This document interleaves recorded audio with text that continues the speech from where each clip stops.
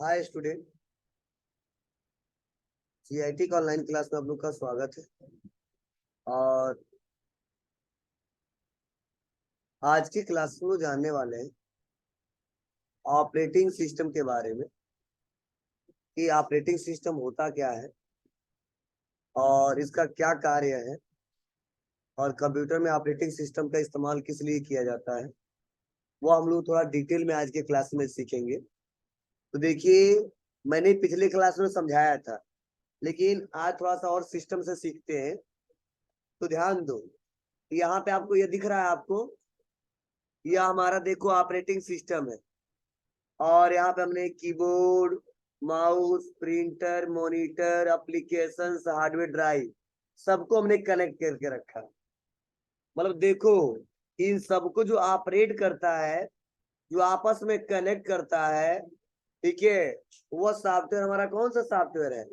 Operating system. यूं कह लो, जितना टास्क हम कंप्यूटर में करते हैं बिना ऑपरेटिंग सिस्टम का कर ही नहीं सकते। तो चलो इसको समझते हैं। तो याद करो, मैंने आपको एक पॉइंट पढ़ाया था कि जो हमारा ये कंप्यूटर है, अब ये कंप्यूटर क्या है? यह हार्डवेयर है, बोलो, है ना। और उसके बाद से एक यूजर है, कौन? Mister A. कौन जी? Mister A. तो आप बताओ, ये यूजर है और कंप्यूटर एक हार्डवेयर है। और आप बताओ, इसके बीच कम्युनिकेशन जो होता है वह क्या डायरेक्टली हो पाता है क्या? नहीं। मतलब इस हार्डवेयर को और इस यूजर को जो आपस में जोड़ने का कार्य करता है, वो कार्य करता है कौन? ओएस। मतलब जोड़ने का मतलब क्या है? इंटरफेस। क्या मतलब है जी? मतलब ऑपरेटिंग सिस्टम क्या करता है? कंप्यूटर हार्डवेयर और यूजर के बीच क्या करता है? इंटरफेस प्रदान करता है। मतलब दोनों को जोड़े रखने का काम करता है। अगर बीच से ओएस निकाल दे तो हार्डवेयर को हम एक्सेस नहीं कर पाएंगे बिना ऑपरेटिंग सिस्टम का। तो देखो, यही बताया गया है कि एन ऑपरेटिंग सिस्टम इसे शॉर्ट में क्या बोलते हैं? OS is an interface between a computer user and computer hardware. मतलब जो हमारा ऑपरेटिंग सिस्टम है वो क्या करता है? कंप्यूटर हार्डवेयर और यूजर के बीच क्या करता है? इंटरफेस प्रदान करता है, ठीक है, जोड़ने का काम करता है। अगर यह हमारा ऑपरेटिंग सिस्टम ना हो तो यूजर डायरेक्टली हमारे सिस्टम से कनेक्ट नहीं हो सकता। और जब सिस्टम से कनेक्ट नहीं होगा, जब जुड़ेगा ही नहीं, तो कंप्यूटर पे काम कैसे करेगा? और जाहिर सी बात है, कंप्यूटर से कोई कनेक्ट नहीं होता है तो कंप्यूटर कैसे काम करेगा? तो दोनों को जोड़ने का जो काम करता है, कंट्रोलिंग जो होता है, वो सारा ओएस के हाथ में होता है। फिर से देखो, नेक्स्ट अगला बताया जा रहा है कि software beach perform all the basic task like file management, memory management. मतलब कंप्यूटर पे जो भी हम लोग बेसिक टास्क करते हैं, सुबह से लेकर शाम तक जो भी कंप्यूटर पे काम करते हैं, परफॉर्म करते हैं, ठीक है, कार्य करते हैं। अब चाहे वो फाइल मैनेजमेंट की बात करें, वह चाहे मेमोरी मैनेजमेंट की बात करें, या प्रोसेस मैनेजमेंट की बात करें, या हैंडलिंग इनपुट और आउटपुट डिवाइस की बात करें, एंड कंट्रोलिंग पेरिफेरल डिवाइस की बात करें, सबका जो कंट्रोलिंग होता है वह किसके माध्यम से होता है? इसी सॉफ्टवेयर के माध्यम से ही होता है। कौन सॉफ्टवेयर? Operating system. अब देखो, ये जो हमारा प्रिंटर है, ये स्कैनर, इसे बोलते हैं पेरिफेरल डिवाइस। और इनपुट आउटपुट तो पढ़े ही हो आप लोग, बोलो। और प्रोसेसिंग क्या होता है, मेमोरी क्या होता है, हाल ही में पढ़ाया हूँ। और फाइल मैनेजमेंट क्या होता है, अभी हम लोग डिस्कस करेंगे। मतलब यूं कह लो, अगर कोई कहता तो सिंपल से तो बता सकते हो कि ओवरऑल सिस्टम का सारा कंट्रोलिंग किसके हाथ में रहता है? Operating system. मतलब ऑपरेटिंग सिस्टम के बिना हम कंप्यूटर पे कोई कार्य नहीं कर सकते हैं। ऑपरेटिंग की सिस्टम के सारे कंप्यूटर हार्डवेयर यूजर आपस में कनेक्ट होते हैं, जुड़ते हैं। इसीलिए बोला गया है कि ऑपरेटिंग सिस्टम क्या करता है? यूजर के बीच और हार्डवेयर के बीच इंटरफेस का काम करता है। अब मार्केट में, ठीक है, हमारे यहाँ अब बहुत सारे ऑपरेटिंग सिस्टम है। तो जहां जहां पे जैसे इस्तेमाल होता है, लोग क्या करते हैं? वहां ऐसे ऑपरेटिंग सिस्टम इस्तेमाल करते हैं। तो लो लिख लो ना इतने ऑपरेटिंग सिस्टम। तो नेक्स्ट बताया जा रहा है वर्क ऑफ ऑपरेटिंग सिस्टम। अब यह ऑपरेटिंग सिस्टम कैसे वर्क करता है यह समझो। कह रहा यही तय करता है कि किस तरह से कीबोर्ड से कोई मान इनपुट के रूप में एक्सेप्ट करके मेमोरी में स्टोर करना है। मतलब जब कीबोर्ड से हम कुछ टाइप करते हैं तो ये कंट्रोलिंग किसके हाथ में रहता है? ऑपरेटिंग सिस्टम के हाथ में। मतलब यही डिसाइड करता है, यही कंट्रोलिंग करता है कि मेमोरी के किस स्थान पे या किस मेमोरी में उस डाटा को लाके स्टोर करना है, प्राइमरी में या सेकेंडरी में। प्राइमरी में भी किस में, वर्क प्रेजेंट टाइम में किस में होगा, यही तय करता है, क्योंकि सारा कंट्रोलिंग इसी के हाथ में रहता है। फिर से कब मेमोरी में स्टोर करके किसी मान को स्क्रीन पे रेंडर करना होता है। ठीक है, फिर से बता रहा कभी कब किसी इंफॉर्मेशन को हार्ड कॉपी प्रिंट आउट के रूप में प्राप्त करने के लिए प्रिंटर को प्रिंट कमांड देना है। मतलब जो प्रिंटर से कमांड देते हैं ना, यह कमांड जो देते हैं वह जो कंट्रोलिंग करता कौन करता है? Operating system. और आसानी तरीके से हमारा प्रिंट होकर निकल के चला आता है। और कई बार देखते हो ना आप लोग कि प्रिंटर बंद है, अगर हम कमांड दे दी, अगर बाद में प्रिंटर ऑन करते हैं ना, तो कमांड जब दिए रहे ना वो प्रोसेस चल जाएगा और फिर से प्रिंट निकल के चला आता है। तो ऑपरेटिंग सिस्टम क्या करता है? उसको कंट्रोलिंग करके रखा रहता है कि जैसे ऑन होता है, देखता है प्रिंटर ऑन हो गया तो तुरंत कमांड दे के प्रिंट करके दिखा देता है। तो कई लोग ऐसा देखते होता है कि मान लो आज प्रिंट कमांड दिए थे, प्रिंटर नहीं था और दे दिया था, और गलती से दे दिया था, कल फिर से दूसरा देना था, तो जैसे प्रिंटर करेक्ट होता निकलने लगता है, तो जल्दी जल्दी पेपर निकालते हैं लोग, जल्दी हटाओ कैंसिल करो। ऐसा बार बार होता है, हम लोग के साथ हमेशा होता है। कई बार ऐसा होता है पावर बंद होता है, कमांड दे देते हैं, या कई बार ऐसा होता है कमांड देना था 3 और दे दिया 4, तो 3 निकाल में चौथा निकाल लेते हैं। ठीक है, तो ऐसा दिखते आ जाती है, क्योंकि जितना इसको समझाएंगे वही काम करेगा। इसे बताया जा रहा है कि कब कोई ऑडियो प्ले करना है, मतलब कुछ हम लोग चला रहे हैं, अब ऑडियो जो काम करता है वो किसके सहारे करता है? कंट्रोलिंग कौन करता है? Operating system. कब कोई वीडियो शो करना है, ये ऑपरेटिंग सिस्टम। और कब और कैसे इंटरनेट से कनेक्ट होना है आदि।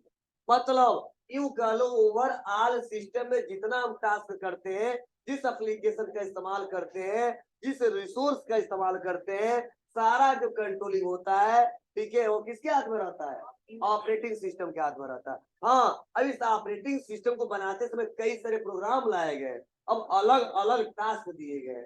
जैसे मान लो यूपी में कब क्या हो रहा है, मेन कंट्रोलिंग किसके पास है? सीएम के पास। लेकिन अगर मैं बोल दूं योगी जी के पे कि पूरा काम आप अकेले कर दीजिए, तो संभव है क्या? नहीं, इसका अलग अलग डिपार्टमेंट बनाया गया है, डिस्ट्रिक्ट वाइज। ठीक है, एक डिस्ट्रिक्ट का जिम्मेदारी दे दिया गया है, ठीक है, डीएम। लेकिन वो डीएम से कह रहे पूरी डिस्ट्रिक्ट का हिसाब किताब रख ले, तो कर पाएगा क्या? नहीं, उसके अंडर में भी बनाए गए और उसके अंडर में बनाए गए। मतलब मेन एक बॉस कंट्रोलिंग करता है, लेकिन अगर चाहे अकेले कर दे तो ऐसा संभव नहीं, कोई नहीं कर सकता। बोलो, कर पाऊंगा क्या? नहीं कर पाऊंगा, कोई नहीं कर पाएगा। तो उसके लिए सिस्टम बनाया जाता है, तो ऐसे ही सॉफ्टवेयर का नाम रख दिया गया ऑपरेटिंग सिस्टम।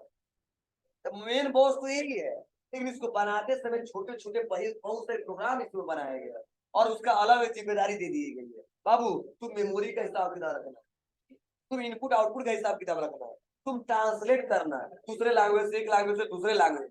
लेकिन सबको सम्मिलित रूप से क्या नाम दे दिए हम? Operating system. सुन रहा है ना आपको? तो अलग है। उसके बाद से देखो अब मेन कार्य क्या है, तो अगला जो टॉपिक है फंक्शन ऑफ ऑपरेटिंग सिस्टम, मतलब और क्या क्या करता है। तो देखो यहाँ पे मैंने पॉइंट टू पॉइंट समझाया और बताया, तो मेरे लिए लिखिए फंक्शन ऑफ ऑपरेटिंग सिस्टम।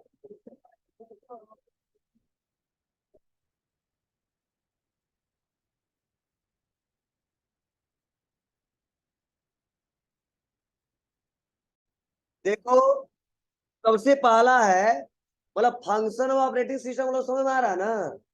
मतलब ऑपरेटिंग सिस्टम का मेन क्या, कौन कौन सा फंक्शन है, कौन कौन सा कार्य है, वो हम लोग मेनली जानने वाले हैं। हजारों है, लेकिन मेन सिस्टम में यह फंक्शन इसका हमेशा चलता रहता है, हमेशा कार्य करता रहता है। क्या क्या करता रहता है? तो पहला बताया जा रहा है कम्युनिकेशन। अब इसका क्या मतलब है?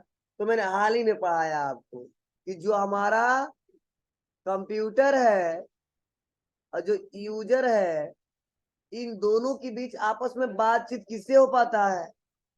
ओएस के सहारे। यही बोला गया है कि पहला जो फंक्शन इन ऑपरेटिंग सिस्टम का है, जो पहला कार्य है वह है कम्युनिकेशन, मतलब यूजर, ठीक है ना। तो यूजर कैसे हार्डवेयर से जुड़ता है, वो संभव किससे होता है? ओएस से। अब क्वेश्चन कैसे होता होगा? जाहिर सी बात हम जानते हैं कि हम क्या समझते हैं, 0 और 1, लेकिन हम तो 0 9 भी समझते हैं, अल्फाबेट भी समझते हैं, बहुत सारा सिंबल भी समझते हैं, फिर भी हम सिस्टम पे काम कर ले जाते हैं। तो देखो, जब हम काम करते हैं ना, इनपुट करते हैं, तो तुरंत ये कंट्रोल कर लेता है। और इसको, इसमें एक सॉफ्टवेयर लिया गया, ट्रांसलेटर। ट्रांसलेटर क्या करता है? ट्रांसलेट कर देता है, मतलब हाई लेवल लैंग्वेज से मशीनी भाषा में। किस भाषा में? मशीनी भाषा में, बाइनरी नंबर में। और ये आराम से काम कर लेता है, और बाइनरी नंबर को फिर से हाई लेवल में चेंज कर देता है, और यूजर आसानी तरीके से क्या कर लेता है, इसको समझ लेता है। इसी बोलते हैं कि या जो हमारे सिस्टम में जो हो रहा है कम्युनिकेशन, किसके सहारे हो रहा है? ऑपरेटिंग सिस्टम के सहारे हो रहा है। चलो अगला क्या है जी, आप बताओ। सिक्योरिटी की बात करें तो क्या है? जैसे कि जानते हो कि जैसे हम सिस्टम को ऑन करते हैं, तुरंत पासवर्ड मांगा जाता है। बोलो, कि वो सिस्टम कोई दूसरा कोई एक्सेस ना कर पाए, चला ना पाए। चलो सब कुछ छोड़ दो, अगर आपने सिस्टम में कोई फाइल रखा है और वहां पे तुम सोच रहे हो और सिक्योर हो जाए, तो वहां भी पासवर्ड क्रिएट कर सकते हो। बोलिए।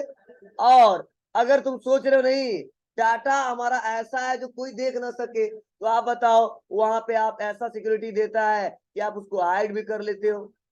संभव रहता है ना। तो सिस्टम में पासवर्ड लगाते हैं, फाइल पे पासवर्ड लगाते हैं, अगर एप्स पे पासवर्ड लगाते हैं, वो संभव किससे है? ऑपरेटिंग सिस्टम से। मतलब बोल रहा हूं ना, ओवरऑल सब करता, लेकिन समझा दे रहा हूं आपको। अगला है फॉल्ट मैनेजमेंट। मतलब हमारे सिस्टम में काम करते बहुत सारे फॉल्ट आ सकते हैं, बहुत सारे एरर आ सकते हैं, दिक्कतें आ सकते हैं। तो उसका एरर किससे बताता है? ऑपरेटिंग सिस्टम को ही जिम्मेदारी दी गई है। जैसे मान लो हम काम कोई कर रहे हैं, यहाँ से टास्क करना था ए वाला, और हमने टास्क कर दिया क्या, बी वाला, तुरंत बताएगा दोनों के बीच फॉल्ट क्या है, बताता है ना। ये सब कुछ छोड़ दो, आप लोग देखते होगे कि मान लो हमारा जो स्पेस हुआ 1 GB का स्पेस है, बोलो, और अब डाटा हम जानने डालने वाले क्या, 2 GB। क्या मैसेज करके बताता है कि नहीं बताता है? बताता है। तो ऐसे सिस्टम में बहुत सारे ऐसे फॉल्ट होते हैं, हार्डवेयर से रिलेटेड, सॉफ्टवेयर से रिलेटेड, वो सब बताता है क्या दिक्कत है, उसको हम पढ़ते हैं, एरर को समझते हैं, और सॉल्व तो हमको ही करना है। समझे? और अगला क्या है? Process management. अब आप बताओ, जो हम इनपुट करते हैं तो क्या करता है, डायरेक्टली प्रोसेस के लिए चला जाता है क्या? नहीं, जो भी कुछ इनपुट करते हैं उसको ओएस क्या करता है, कंट्रोल करता है, और देखता है मेमोरी में कहाँ पे स्टोर करना है, सीपीयू में कहाँ लेके जाना है, और तब अगेंस्ट क्या होता है, प्रोसेस करने के लिए प्रोसेसर को देता है। आप प्रोसेस उसको क्या करता है, प्रोसेस करता है, तब हमको आउटपुट मिलता है। वो है ऑपरेटिंग सिस्टम का ही दिन। अगला है डिवाइस मैनेजमेंट। मतलब हमारे सिस्टम में क्या है, बहुत सारे डिवाइसेस हैं, जैसे input devices, output devices, processing devices, सबका मैनेजमेंट कौन करता है जी। और सभी लोग कनेक्ट रहते हैं हमारे सीपीयू से, कुछ एरर आता तुरंत मैसेज करके बता देता है।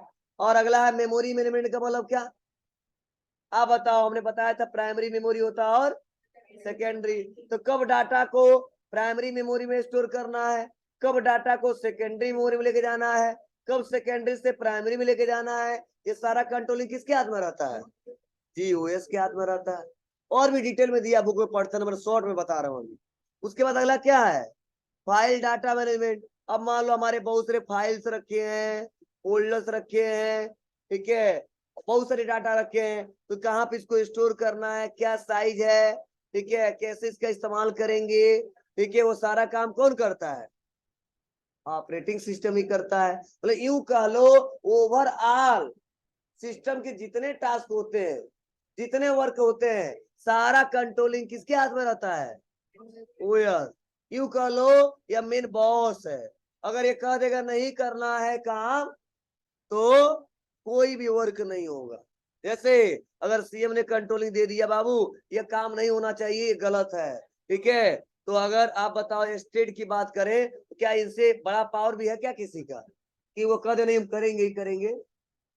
बोलो। अब कहो सर पीएम है, नहीं, अगर योगी जी चाहते नहीं हमारे यहाँ कुछ नहीं होना चाहिए तो पीएम की औकात नहीं है प्रेजेंट में करके दिखा दे, ठीक है। हाँ, कुछ टाइम के बाद से लोग खिलाफ करेंगे, कुछ टाइम के बाद वो प्रोसेस होगा, आगे चल के दिक्कत होगी, इन प्रेजेंट टाइम में जो सीएम चाहेगा वही होगा उसके राज्य में, आगे चल के दिक्कत हो सकती है वो, ठीक है। तो यही बोल रहा हूँ कि हर एक परिवार का एक मुखिया होता है, समझे ना, मेन कंट्रोलर उसके पास रहता है।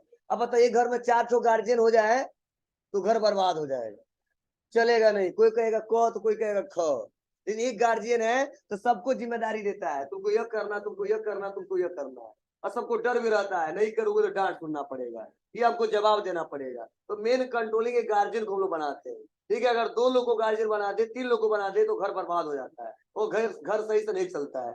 कोई 2 लोग के साथ जाएंगे, कोई 3 लोग के साथ जाएंगे, कोई 4 लोग के साथ जाएंगे, तो ही समझो अलग अलग हो गए, वही से वो टकराव होने लगेगा। तो ऐसे इस सिस्टम में एक ही को मालिक बनाया गया, एक ही सॉफ्टवेयर को बोला गया ऑपरेटिंग सिस्टम को जिम्मेदारी देता हूँ। हाँ, अब ये अपने पास कई सारे छोटे छोटे चेलों को रखा है, ठीक है, और जहां जहां जो टास्क रहता है वो भेज देता, बजाओ करके आओ, कोई दिक्कत हो तो हमसे बताना, ठीक है। मतलब ऐसा ही कुछ होता है, अब इसको हम करके नहीं दिखा सकते, ऐसा ही सिस्टम पे काम करते तो होता है, ठीक है। आप बताइए इनपुट करते हैं तो सिस्टम में जाता है ना, इसको तो कहीं चला जाना चाहिए था ना। ये क्या करता है? कंट्रोलिंग करता है ऑपरेटिंग सिस्टम में, और किसको भेजता है? प्रोसेसर को भेजता है। क्यों? क्योंकि जानता है प्रोसेसर इसको प्रोसेस करेगा, कार्य करेगा, प्रक्रिया करेगा, और तब इस पे आउटपुट मिलेगा। बोलो, ऐसा तो पूरे मॉनिटर में नहीं भेज देता? बोलो, क्यों भेजता प्रोसेसर के पास?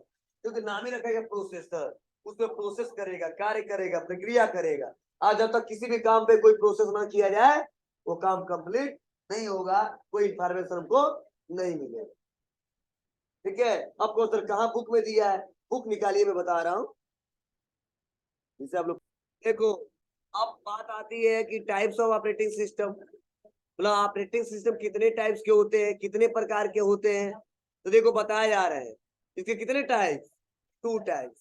एक होता CUI बेस्ड ऑपरेटिंग सिस्टम। तो CUI का मतलब होता है कमांड यूजर इंटरफेस या कैरेक्टर यूजर इंटरफेस। क्या बोलते हैं? कमांड यूजर इंटरफेस, और ज्यादातर लोग बोलते हैं कैरेक्टर यूजर इंटरफेस। तो यहाँ पे आज बात करेंगे क्या? Character user interface. और GUI बेस्ड ऑपरेटिंग सिस्टम का मतलब होता है ग्राफिकल यूजर इंटरफेस। क्या होता है? Graphical user interface. मतलब जो हमारे यहाँ जो ऑपरेटिंग सिस्टम है, जिससे हम सिस्टम को अपने कंप्यूटर को चला रहे हैं, अपने लैपटॉप को चला रहे हैं, इसके 2 तरीके, 2 टाइप्स के आते हैं। कई लोग इस्तेमाल करते हैं CUI बेस्ड ऑपरेटिंग सिस्टम, और कई लोग इस्तेमाल करते हैं GUI बेस्ड ऑपरेटिंग सिस्टम। लेकिन जो सबसे फेमस है इस समय जो चल रहा है, वो चल रहा है कौन सा operating system? GUI based operating system, ठीक है। CUI बेस्ड ऑपरेटिंग सिस्टम बहुत कम इस्तेमाल हो रहा है, रीजन क्या है वो भी हम लोग एक करके डिस्कस करेंगे, समझेंगे, जानेंगे। तो चलो ये फुल फॉर्म लिख लो और कल यहीं से